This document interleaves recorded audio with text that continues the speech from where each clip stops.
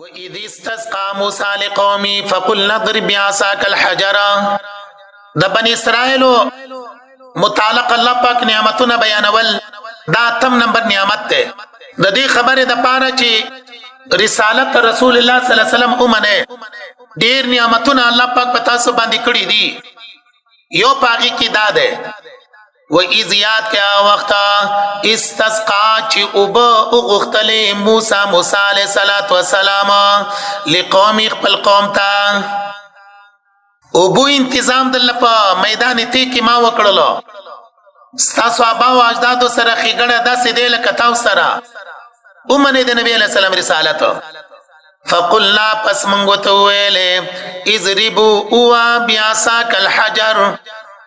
پامساخ پلی سرا الحجر دغتیگی لرا فانفجرت پس روانی شولی منہو داغینا اسنتا عشرت عینا دولس چینی دولس قبائل وہ اللہ پاک دوی دے انتظام اتحاد برقرار ساتلو د پاره دولس چینی داور ته جاری کړل چې د یو بل سره اختلافات رانی شي. قد علم یقینا پی جندلو کل اناس اریوی ډلی مشربهم زید اسکلو د ابو خپلو کلو تاسو خره وشربو اسکئ من رزق الله د الله پاک د رزقنا. دلته کې د خوراک او د اسکاک خبره باندې امر ورته شوی دی اشاره د دې خبرې ته چې حرام مګنه کلو وشربو. دویم دا دی چې ناشکری مکوي کلو وشربو من رزق الله د الله د رزقنا. دلته د رزق د الله نه مراد من او سلوا دي او د رزق نسبت الله ته وکړلو تشریفا زکه دا د حضرت موسی علیہ السلام معجزه وا خود دغه نعمتونه د الله د طرف نه وو نسبت به الله ته کوي. معجزه د حضرت موسی علیہ السلام دا ولا تعصوا تاسنا پرمانی مکوي فی الارض پزمک کی مفسدین ولا تعصوا تاسو مکی گئے فی الارض پزمک کی مفسدین ورانی کون کی. حاصل دا دی چې ناشکری مکوي. لفظ عاصی ذکر شوی دا غام په معنا د فساد سره ده نو مفسدین ترین حال مؤکده واقع شوی ده.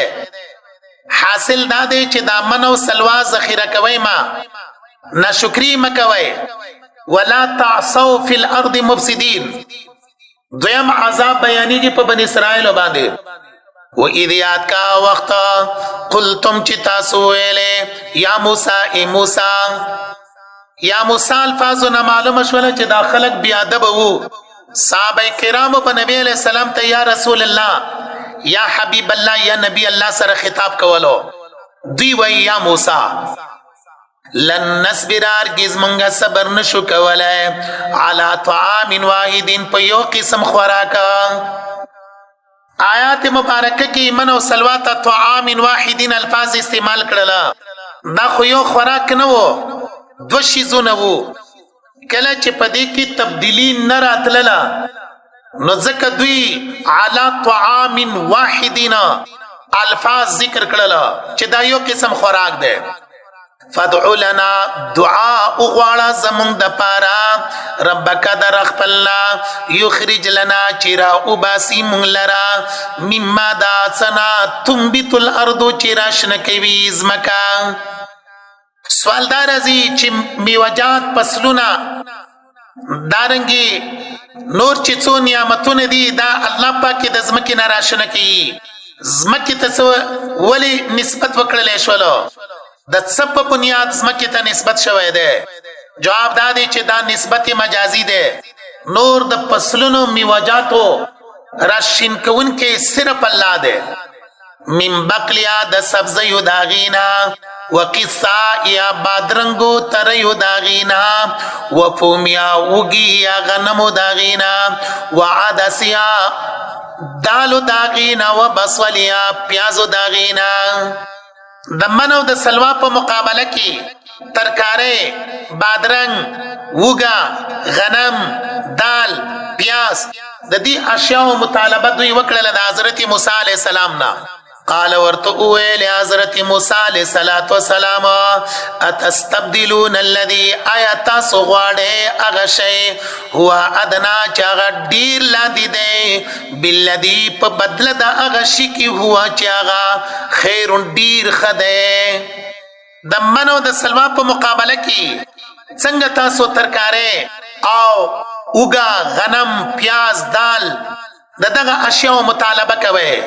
هو خیر هغه خو ډیر غوره دی. یو خدا دې په غیر د شک شبین حلال دی.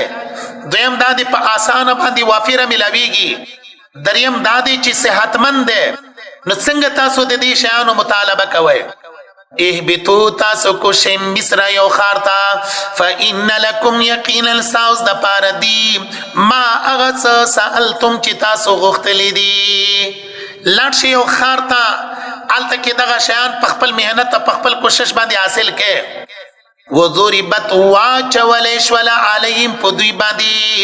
الذلت ورسوایی والمسکنت بیچارگی. یو ذلت دویم مسکنت ته.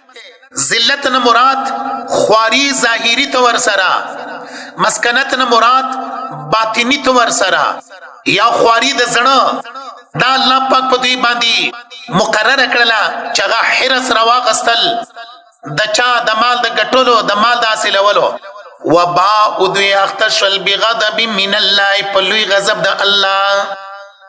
لفظ من الله سره اشاره ده لوی والی عظمت دغه غضب تا عذاب تا. ذالک دا زکا بانهم یقینا دوی کانو یکفرونا کفری کولو بی آیات اللہ دا اللہ پاک آیاتونو سرا ویقتلون النبین وجلل پیغمبرانا بغیر الحق بید جرم شرعینا. دلتا کی قصور دا بنی اسرائیل بیانیگی دا اللہ پا حقوقو کی قصور داو یکفرون بی آیات اللہ دا اللہ آیاتونو باندی کفر کولو. دلویو خلقو په باره کې قصور داو یقتلون النبیین بغیر الحق. بیا لفظ د بغیر الحق معنا مونږ وکړل بغیر د جرم شرعینا.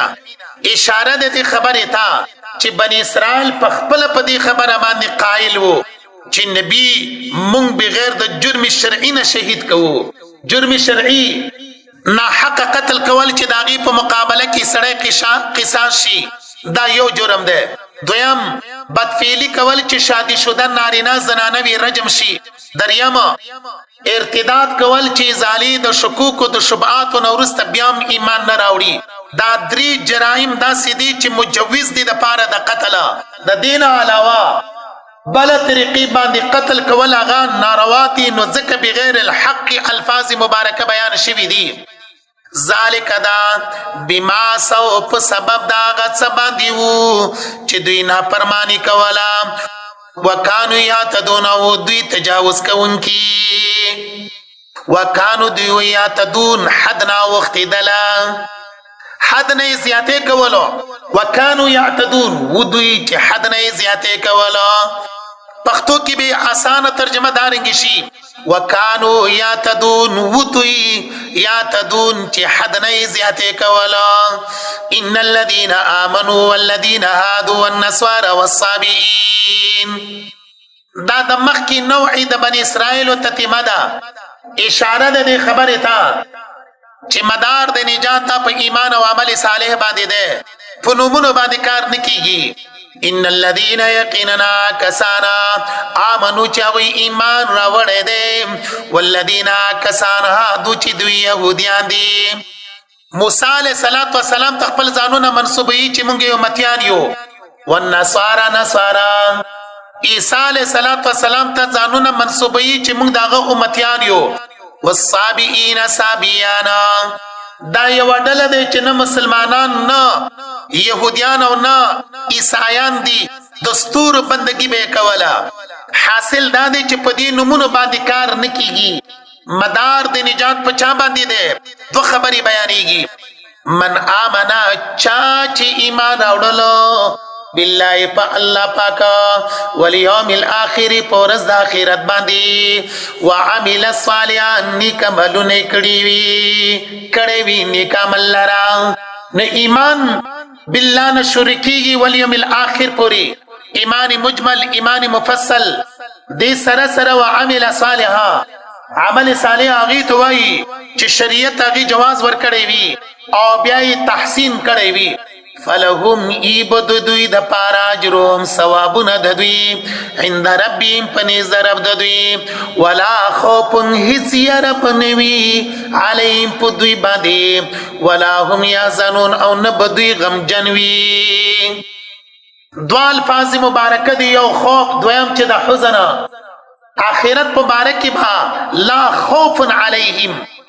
او دنیا پس بدوی ولا هم يحزنون بیا دا دواړه الفاظ چې بیان کړل دا کنایه د دخول اولینا الله پاک به بغیر د څه عذاب بغیر د څه زحمتنا جنت ورسی پچا باندې ایمان او عمل صالح او دا مدار شول د پاره د نجات وَإِذَا أَخَذْنَا مِيثَاقَكُمْ وَرَفَعْنَا فَوْقَكُمُ الطُّورَ دا تویمه نوعه د بنی اسرائیل بیانېږي په دې نوعه کې د دوی درې غټ قباحتونه بیانېږي یو دا دی چې د الله د کتاب نه مخ اړولې ده دویم دا دی چې د الله د حکم د ساقطولو کوشش کړي ده دریم دا دی چې په ناحق باندې قتلونه کوي ظلمونه کوي دا درې قباحتونه د بنی اسرائیل بیانېږي نو د دوی بی اعتمادی د ټول انسانیت لپاره الله پاک واضح کوي ښکارا کوي و اذ یاد کا وخت اخذنا چې مونږه واغستلا میثاقکم په خواد استاسونا ورفعنا مونږه را پورته کړلو فوقکم استاسو د پاسا اتورا کوئی تورغرا تور تکشن غرت ویل کیږي کله چې دوی نه منل الله پاک غر د دوی د پاسا را پورته کړلو او بیا دا ورته اوپر مایلو خذو تاسو ونی سیما غص اتیناکم چی درکو مې تاسو ته بقوت پکوش سرا واذکروا یادوی ما غص فی چی پدا کتاب کې دی لعلکم تتقون د پاره د خبره چې تاسو بچئ لفظ خذو بیان کړل شوی دی دی لفظ کی اشاره عمل تا عمل نه تعبیر وکړو خذو ما اتیناکم بقوه دویما درس او تدریس د چا دغه کتاب اغه ته اشاره کی واذکروا ما فیه لعلکم تتقون واذکروا یادوي تاسو په جبا او دارنګي پزړ سرا په اخلاص نیت ما اغس فیه چې پدا کتاب کې دی لعلکم تتقون د پاره د خبره چې تاسو بشئ د الله د عذاب نه دلته کې د تقوا معنا مونږه لغوي مکړه چې هغه بچ کېدل دي نو لعلکم تتقون د پاره د خبره چې تاسو بشئ د الله د عذاب نه ثم تولیتم من بعد ذلك فلولا فضل الله علیکم ورحمته لکنتم من الخاسرین د بنی اسرائیل یو خباست په دې آیات مبارکه کې بیانېږي هغه خباست دا دی چې د الله د کتاب نه مخ اړولې ده ثم تولیتم بیا تاسو مخ واړولو من بعد ذلک ورسته د دینا ورسته دغه وادینا کوم مضبوطه وعده مو چې الله سره کړی و نو مخ بواړولو اعتراض مو وکړلو سوال دار ازي چې الله پاک عذاب ولینه ورکی جواب فلولا فضل الله کچرین نوې فضل د الله پاک علیکم پتا سو باندې ورحمت و مهربانی د الله دوا الفاظ ذکر شوی دي یو فضل الله د الله فضل مراد دین اسلام ده دویم ورحمت و رحمت الله پاک رحمت نه مراد قرآن مجید ده یا فضل نه مراد مهلت ده رحمت نه مراد توفیق د توبې ده باز الله پاک دا نصیب کړي و توبه لکنتم خامخاتا سبشوی وی من الخاسرین د توانیانو نا استثالی عذاب الله پاک در باندې راوستلې وو الله پاک به هلاک کړي وي ولقد علمتم الذين اعتدوا منكم في السبت دلته نمونه بیانېږي د پاره د تولی دوی څنګه مخاړه ولې دا هغه مخدارنګ اړولې دا چې د اپتی پورز باندې په دوی باندې الله پاک کار حرام کړي وو نو دوی با د ښکار کولو د پاره حیلې جوړې کړلې. درې قسمه خلک شوله، یو ښکار کوونکي، دویم منع کوونکي، دریم خاموش پاتې کیدونکي. الله پاک دا دوه ډلې هلاکې کړلې. یو ډله هغه چې هغوی ښکار کولو د مایانو په دریاب کې په حیلو سره، اگر چې ورځ ضابطې نه وه لیکن حیلې پې جوړولې. دویم هغه ډله چې هغه خاموش پاتې شوې وه، حق یې نه بیانولو. دریم هغه ډله ینهون عن السوء چې بدۍ نه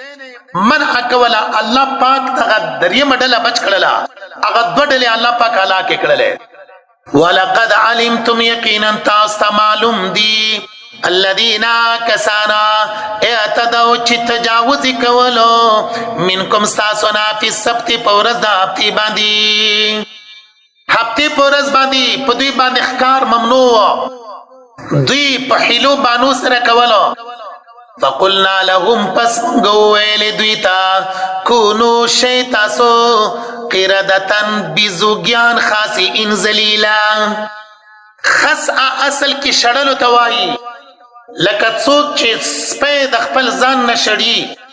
دارنګې دوی ذلت طرف ته اشاره ده چې الله ذلیل کړله. 3 ورځې پورې دوی ژوندي وو،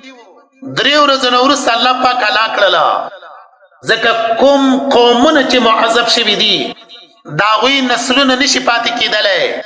الله پاک هلاک کړي دي. فجعلنا پس مونږه وګرځوله دغه قصه نکالا عبرتا. فجعلنا پس مونږه وګرځوله دا قصه نکالا عبرتا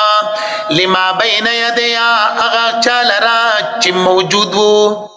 موجوده خلکو لره. نکالا عبرتا لما بین یدیا موجوده خلکو لره وما خلفا رستنیو خلکو لره، یا لما بین یدیا نږدې خلکو لره وما خلفا لرې خلکو لره. ټول د پاره الله پاک عبرت کړلو. وموعظة نصیحت شولو للمتقین د پاره د پرهیزګارانو. حاصل دا دی چې د هغې زمانې خلکو د پاره نکال و. دا معنا چې تاسو داسې د هفتې په ورځ باندې ښکار ونه کوئ، الله پاک به مو هلاک کړي. او زمونږ د دې امت دپاره موعظه دی چې تاسو د بني اسرائیلو په شان سره ګورې داسې حیلې ونه کوئ. ښکار خو په تاسو باندې د هفتې په ورځ باندې حرام نه دی، خو داسې حیلې لکه څنګه چې هغوی کولې دارنګې حیلې ونه کوئ.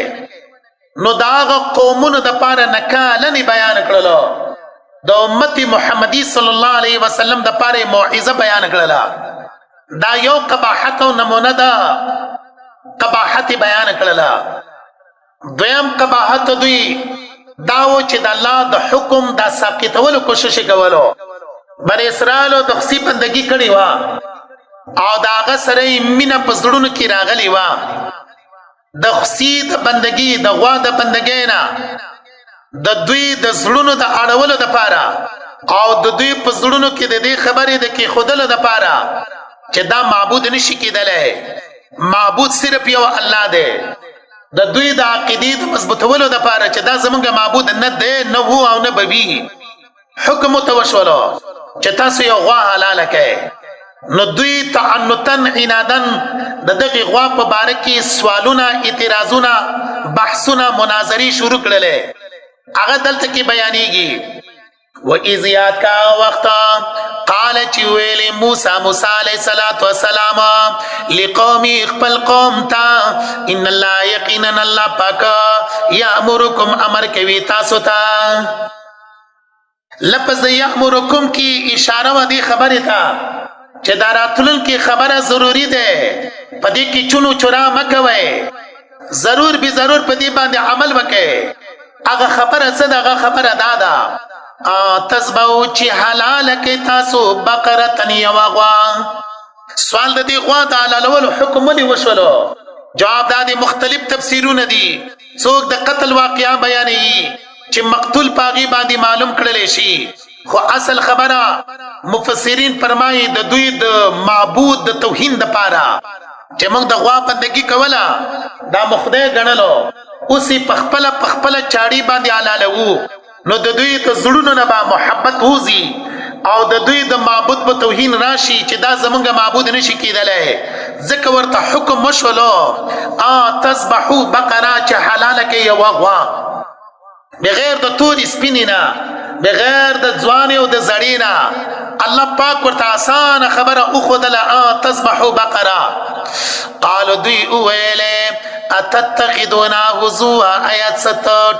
کوي زمونږ سره ټوکي اتتخذونا آیا څه نسی مونږ لره هزوا په ټوکو سره حاصل دا دی چې دا خبره دوی ته دومره ناشنا ښکاره شوله چې د دغه ډېرې ناشناوالي د وجې نه یې تعبیر وکړلو اتتخذون هزوا دا ځکه و اشربو فی قلوبهم العجل د دوی په زړونو کې د خصي سره مینا دا د دوی په زړونو کې دننه شوې وه قال ورته ویلې حضرت موسی علیه السلام اعوذ بالله پناه غواړم په نامه د الله ان اکون من الجاهلین چې زه شم د ناپوه خلکو نه قالو دیو تو ویلې ادعو لنا ربک دعا غواړه زمونږ د پاره در خپلنا نو دوی دلته کې سوال کوي پوښتنه کوي د عمر په باره کې چې د دې غوا عمر به څومره وي یبین لنا چې بیان کې مونږ لره ماهیات څه دی دغه غوا ماهیه سره سوال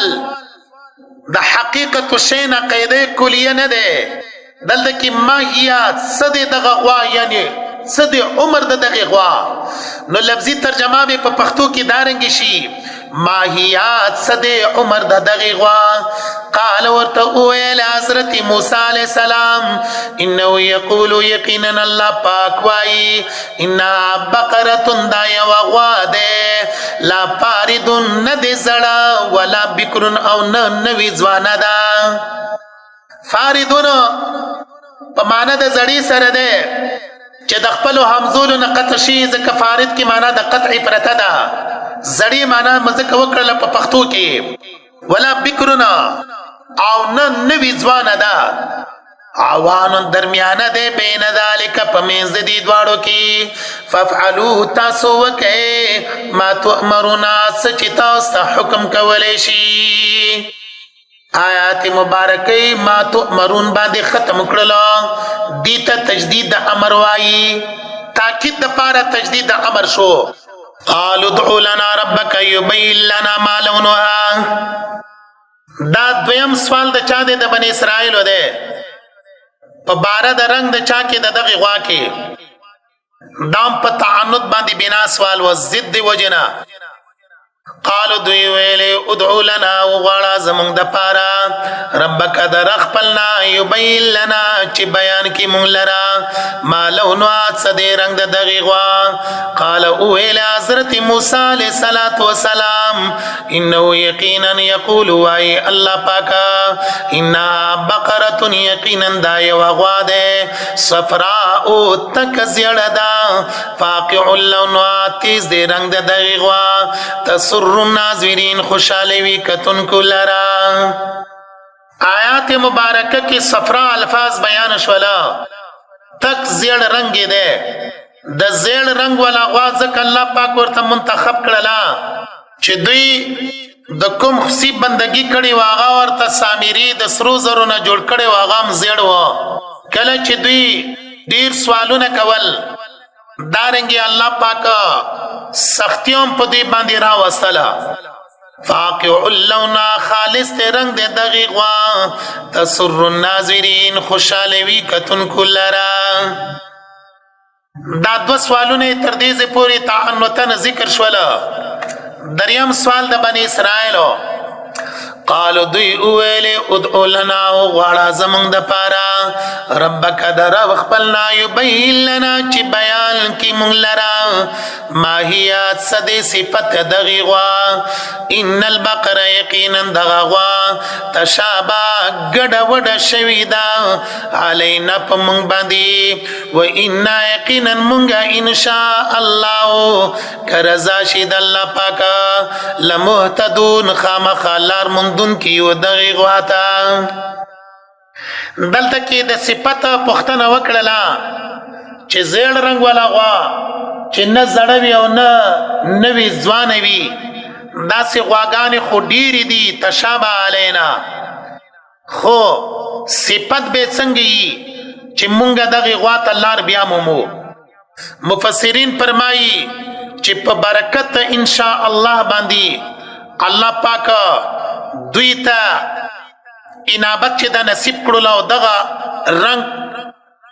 او دغه صفت ولا غوا الله پاک ورته پیدا کړله وإنا يقينا منغا إن شاء الله كچري رضاي دا الله لمهتدون خامخ اللار مندن كيو قال ويلي حضرت موسى عليه الصلاة والسلام إنه يقول يقينا واي الله پاك إنا بقرة يقينا داي وغوادا لا ظلول ندتا بدارا تسير الأرض چي اڑویز مکی لرا یعنی دغه غوا جوتی نه دی چې اړوي ځمکې لره یوي ولا نه دی په دې باندې نه یوي شوي دا او نه کولی شي ولا تسقي الحرثا او نه ارټي دی چې اوبه کوي فصل لره فصلونه نه اوبه کوي کویانو نه په دې باندې بقو کې اوبه نشي راخیجولی ولا تسقي الحرثا مسلمة روغ موٹا ده دغا غوا لا شیعت فیا نشتا ده مخالب داغ پاغی کی بل رنگ پا دغا غوا کی نشتا قالو دوی اویلی چا دغ بنی اسرائیلو الان اسا جئت را دیوڑلو بالحقی پورا پورا بیانا دلتا دا حق ترجمه منگا پورا پورا بیان سرزک وکڑلا چه مخ کی بیان دا حضرت موسیٰ علیہ السلام حق و دام حق دے خودل دے کی حق نا مراد پورا بیان دے فذبحوها پس دوی حلال اکڑلا دغی غوالرا وما کادو یفعلون دوی نو نگدی چی دا کاری کڑے وے دلتا کی یو اشکال دے چی فذبحوها حلال اکڑلا او دا ورستنه جمله مبارکه کی فرمائی وما کادو یفعلون نو مفسرین جواب کی فذبحوا پس حلال اکڑل دغی غوالرا ورست د بیان دا حضرت موسی علیہ السلام نا وما کادو یفعلون دی نجدی نو چی دا کاری کڑے وی مخی د بیان نا وَإِذْ قَتَلْتُمْ نَفْسًا فَادَّارَأْتُمْ فِيهَا دلتا کی دریم قباحت بن اسرائیل بیانیگی قتل پخپل کول اړول په بلچا باندې نشاره د دې خبرې تا چې د قتل او قتال چې څوره بازار په دې دنیا کې ګرم دی دا يهوديانو جوړ کړي دي او داوی د مشرانو نه لاندې کشرانو ته دغه خوې او دغه صفت پاتې شوی دی د موسی علیہ السلام په زمانه کې یو تن چې ډیر مالدار وو خپل وريرونو قتل کړلو او بیا په یو بل محله کې واچولو محلي والا باندې دعوا وکړه چې زمونږ ترې وجلې ده دغه قضیه حضرت موسی علیه السلام ته راغلی ده وَإِذْ یاد کیا آغا وقتا قتلتم چی تاسو اوجللو نفسا یو شخصا فدارتم فیها پس پیو بل باندی مو اڑولو دغل نفس لرا فدارتم فیها پس تاسو پا جگڑش ولی دغل نفس پا بارکی در اپ مانا دفکولو سرده هر چا دخپل ظلنا دفع کولا او په بل باندې به دعوا کولا نزدک منګه په پښتو کې معنا وکړلا په جګړه شولې دی او بل سرا فيها دغه نفس په بارکی والله الله پاک مخرجن خکار کون کې دے ما اغا قاتل لرا کنتم تکتمون چې تاسو پټوي واقعا د قتیل مپټولا واقعا د مقتول مپټولا الله پاک اخکار کی فقلنا پس منگا ویلے ادربو اوئی دغمڑی لرا ببازیا پا بازی سید دغمڑی سرا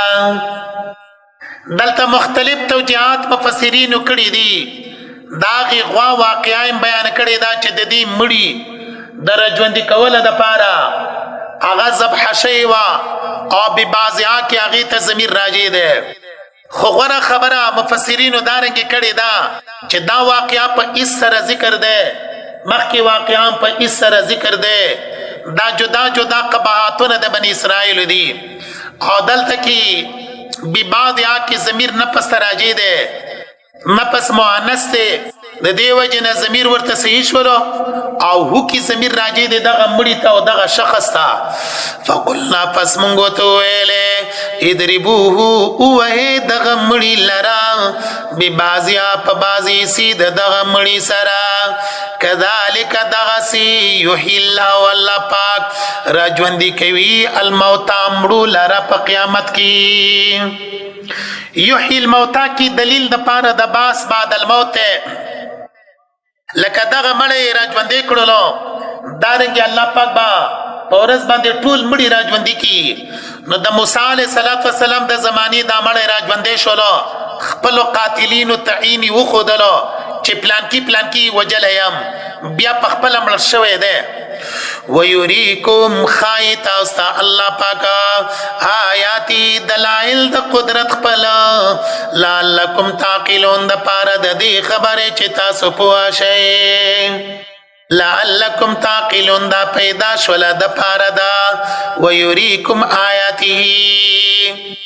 یریکم آیاتی دا تاکید د پاره د اثبات باس بعد الموت. لعلکم تعقلون دا پیدا د پاره د یریکم آیاته ثم قست قلوبکم من بعد ذالک زجر ده آیات مبارکه کی نقل د خبائثو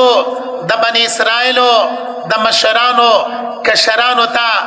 را منتقل شوی دي د دوی خباستونه داغي سبب بیانېږي. ثم قست بیا سخشولا قلوبکم زړونه استاسو من بعد ذالک ورست د دغین امات و عذابوننا د سختوالي نه مراده عدم انابت لله انابت نه لاړلو یقین ترنه ختم شولو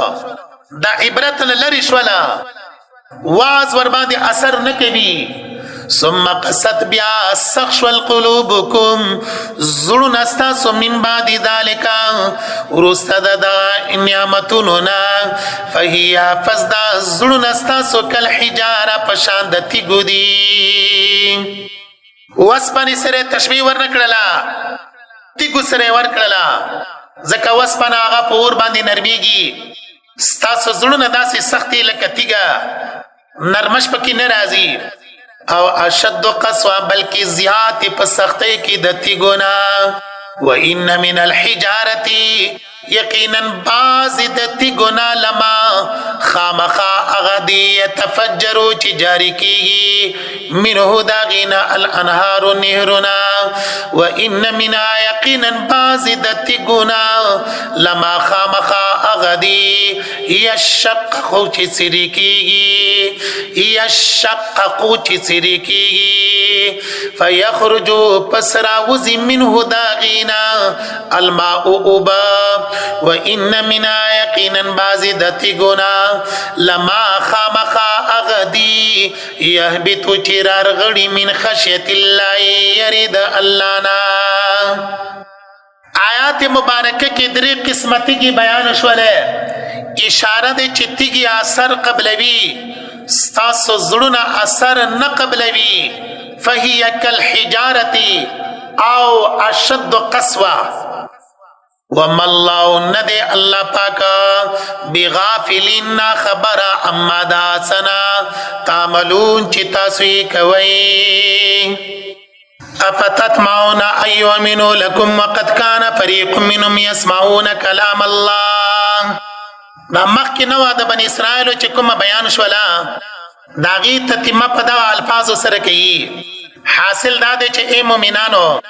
د دوی نه د ایمان دراوړلو تمه مساته ځکه دوی کې پلیت خلق دي خبيث خلق دي. هغه خبيث خلق کوم دي دا 15 ډلې بیانېږي. افتتمعون آیات ستاسو تمکوي اے مومنانو ایومنو چې دوی به ایمان راوړي لکم ستاسو په وجه وقد کان یقینا وفریق وډلا منهم د دوینا يسمعون چاوریدل به کلام الله کلام د الله پاک خبرې د الله پاک الله کلام باوریدل دوی دا اول ډله د احبار رحمان د دوی مولایان د دوی علما د دوی بزرگان هغوی به يسمعون کلام الله د الله کلام بیا اوریدلو ثم يحرفون بیا به بدلولو هغه لرا من بعد ما قالوا رستد پوهینا يحرفونه دو قسمه تحریف بدوی کولو یو تحریف معنوي چې لفظ با په خپل ځای باندې او خو معنا به غلطه کوله دویم دا د تحریف لفظي چې لفظ به اوران کړلو داغه په ځای باندې به بل لفظ راوړلو سوال دار دي چې پوشي بنوي جواب کی من بعد ما قالوا رست د خپل پوینا وهم يعلمون حال دا دي چې دوی پویدلا نو دا خو یو ډله د بنی اسرائیل وشولا خبيث ډله دویم ډله دوی کې منافقان وو هغه دلته بیانېږي وَإِذَا لَقُوا الَّذِينَ كَلَ چې دوی مخامخ شیا کسانو سره آمنو چې او ایمان دې قالوا وای دوی مؤمنانو سره به چې کله مخامخ شول نو دا الفاظ به ویل آمنا مونږه ایمان راوړی دی ستاسو دین برحق دی نبی علیہ السلام آخرنی رسول دی خاتم النبیین دی وَإِذَا خَلَا أَرْكَلَ چِلَّار شِ بَازُمْ زَنِدَ دوی الى بعض زمین ورتا دا اول بعضهم نه منافقان دی يهوديانو مراد دي الى بعضین نه مراد چې د مشران دي دا منافقان د يهوديانو چې کله خپل مشران خواته لاړ شي نو مشران ورته وایي قالوا ورته وایي اغوی اتحدثونهم ایستاسو خبروي دغه مؤمنانو لرا بما پا اغا خبرو فتح الله چې الله پاک را پرانستلی دی علیکم پتاسو باندې یعنی د اسلام حقانیت خو زمونږ په کتابونو کې ده زمونږ علماو ته دغه پته ده نو آیا تاسو د مسلمانانو سره چې یو ځای کیږئ دوی ته د اسلام حقانیت بیانوي دوی ته د نبی علیہ الصلوۃ والسلام حقانیت ذکر کوي بما فتح الله علیکم لیحاجوکم بی د پاره د دې چې جګړه به وکي تاسو سره پدی باندې عند ربکم پنځ دربا دلته یو معنا د دې دا ده چې تاسو خلاف دغه مسلمانان دلیل قائمي حجت به قائمي چې څنګه تاسو محمد صلی الله علیه وسلم رسالت نه مانئ تاسو کتابونو کې خو پخپل دي تاسو پخپل وایي چې نبی کریم صلی الله علیه وسلم خاتم النبیین دی لیحاجوکم به عند ربکم د پاره د دې خبرې چې جګړه به وکي تاسو سره عند ربکم پنځ رب تاسو افلا تعقلون یا تاسو نه پوهیږئ پخپل ځای باندې چې دا اتمام د حجت کوي پخپل ځانونو باندې بل چا تلار هواروي چې تاسو باندې اتمام د حجت وکي اولا يعلمون يسدين پويږي ان الله يقينا الله پاک يعلمو خپويږي ما پاس باندې يسرون چې دوی پټوي وما يعلنون اس چې دوی ښکارا کوي چې څوره مخلوقات يسرون پټوي وما يعلنون ښکارا کوي الله پاک پاغي باندې عالم ده ومنهم اميون دا دریم ډله ده يهوديانو ده خواهش تابعدار خلک یا هغه ډله چې د خپلو مشرانو تابعداري کوي داغوی اتباع دي او د دوی مشرانو د خپل خواهشاتو په وجه باندې ځان پسې راړولي دي ومنهم بعض پدوی کی امیون امپڑ خلق دی لا یعلمون الکتاب چن پویگی پا کتاب باندی الا امانیہ مگر بی بنیادار زوگانی دی الا امانیہ بی بنیادار زوگانی د دوی علما معاندینو محرفینو چې کوم دروغ قصې ورته جوړې کړي دي هغه ورته بیانوي او د عامیه دلته کې بیا زجر دی د هغه چا دپاره چې د قرآن پاک په مقاصدو مفاهیمو معانیو باندې نه پوهېږي و انهم دوی نه دي الا یظنون مگر ګمان کوونکي دي دې ځای پورې د دوی دوه جماعتونه بیان شوله درې جماعتونه څلورم جماعت هغوی منشیان دي کاتان یې هغې پسې لګېدلي دي دویمه ترجمه دا دی لا یعلمون الکتاب نه پوهېږي په کتابه مضامین مقاصد د کتاب باندې نه پوهېږي الا امانیه مگر صرف تلاوت او قرائت باندې پوهېږي باندې دي د هغوی درې جرمونه بیانېږي فویل الپسالاکت للذین کسانو لرا یکتبون الکتاب چې لیکي کتاب بأیدیم په خپلو لاسونو سره ثم یقولون بیا دوی وایي هذا دا کتاب من عند الله د طرفه د الله دی لیشترو چې دوی واخلي بي په هغې سره ثمنا قلیله عوض لږه دوی به یو خبره د ځان نه ولیکله نو اول جرم دلته بیانېږي یکتبون الکتاب بأیدیم یعنی د ځان نه به لیکله ځکه بأیدیم سره نسبت شوی ده دویم جرم دا و هذا من عند الله چې دا د طرفه د الله دی زما خبره وای دا نه دی بلکې د الله دی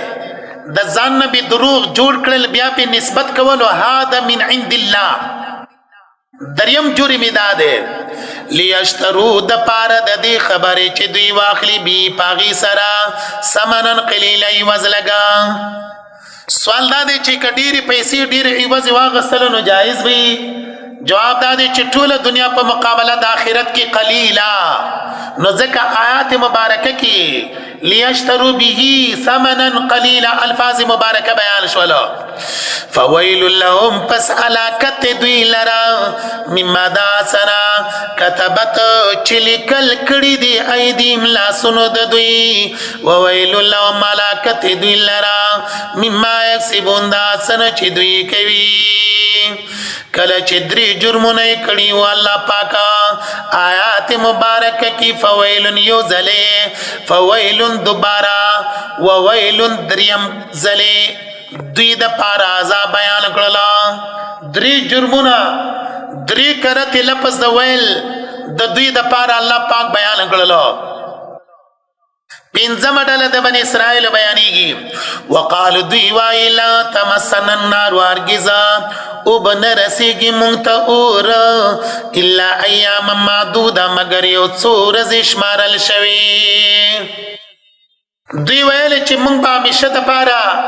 په جهنم کې نو په انکار د قرآن په انکار د رسول سره مونږ عصات یو یو څو ورځې به مونږ په جهنم کې یو بیا به مونږ جنت ته ځو بیا ایام معدوده په باره کې څلوېښت ورځې دوی به ویلې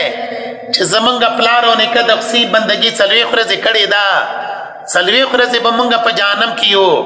بیا به جنت ته ځو یا به د ځان نه دروغ جوړ کړي و چې د دنیا ټول عمر 2,000 کاله دی مونږ به د 1,000 کالونو په سر یو ورځ به مونږ په جهنم کې تېروو 2,000 کاله ورځ ورځې به مونږ په جهنم کې یو بیا به جنت ته ځو الا ایام معدوده الفاظ مبارکه یې ځکه بیان کړله قل ورته وای نبی کریم صلی الله علیه وسلم اتخذتم آیات تاسو نیولې ده عند الله پنیز الله پاکا عاد اللوزا کومه خبره چې تاسو کوي د دې تعلق د وحی سره ده آیا الله پاک تاسو ته په وحی باندې فرمایلی دي چې تاسو عصات المؤمنین یې ثواب په جهنم کې تیروي بیا به جنت ته ځئ اتخذتم عند الله عهدا فلن يخلف الله پس الله پاکا خلاف نکوي عهد او د خپل وزنا ام تقولون بلکی تاسو وایي علی الله په الله پاکا ما لا تعلمون سچ تاسو پاغي باندې نه پويږئ بلا من کسب سیئا. بنی اسرائیلو د خپل ځان د پاره د جنت دعوه کړې وا، لا تمسن النار الا ایام معدوده. دی آیات مبارکه کی جنت تا دتللو جهنم نا د بچ کېدلو د پاره قانون بیانېږي، او دا د مخکینی آیات مبارکه د پاره تتمه ده. بلا ولنا من کسب چا چې کړي وي سیئاتن لوی ګناه، واحاطت را چا پیر شوي وي به په د باندې خطیئاتو ګناه ددا، فاولئک پس دا کسانا اصحاب النار جهنمیان دي، هم فیها خالدون دوی به همیشه د پاره په دا جهنم کې. جهنم ته تتللو سببین بیانېږي، یو سبب کسب السیئه کفر او شرک، دویم سبب احاطت به خطیئته مرګ بغیر د توبې نه، چې د کفر او د شرک نه توبه نه ایستلي په داسې حالاتو کې مړ شي. احاطت به خطیئته لفظ احاطی مراد دینه مرګ ده. نو دو سببونه د پاره د خلود فی النار بیانېږي په آیات مبارکه کې. یو کسب سیئه لوی ګناه ته وایي چې کفر دی شرک دی. دویم احاطت به خطیئه مراد خطیئین نور کبایر دی، او بیا دا بیا کنایه ده د چانه د مرګ نه. فاولئک پزا کسان اصحاب النار جهنمیان دي. اصحاب النار سره تعبیر وشولو، هم فیها خالدون چې دوی به په دا جهنم کې. والذین آکسان آمنو چې هغوی ایمان راوړی دی. دی آیات مبارکه کې بشارت ده، مخکې کامل کافران بیان شولا، دلته کې کامل مومنان بیانېږي. والذین آمنوا کسان چې ایمان دې وعملوا الصالحات نیک عملونه کړي دي، اولئک دا کسان اصحاب الجنه جنتیان دي، هم فیها خالدون دی به په جنت کې همیشه د پاره. دی آیات مبارکه کې لفظ آمنو دا په مقابله د تیر شوي آیات کې کسب سیئه ده. وعملوا الصالحات دغه الفاظ مبارکه د تیر شوي آیات مبارکه احاطت به خطیئته په مقابله کې ده. نو الته کې سیئه، دلته کې آمنو، الته کې احاطت به خطیئه، دلته کې وعملوا الصالحات. نو بشارت ته په دې آیات مبارکه کې کامل مؤمنانو د پاره. والذین کسان آمنو چې ایمان دې وعملوا الصالحات نیک عملونه کړي دي، اولئک اصحاب الجنه، اولئک دغه صفاتونو والا اصحاب الجنه جنتیان دي، هم فیها خالدون دوی به همیشه د پاره په دغه جنت کې.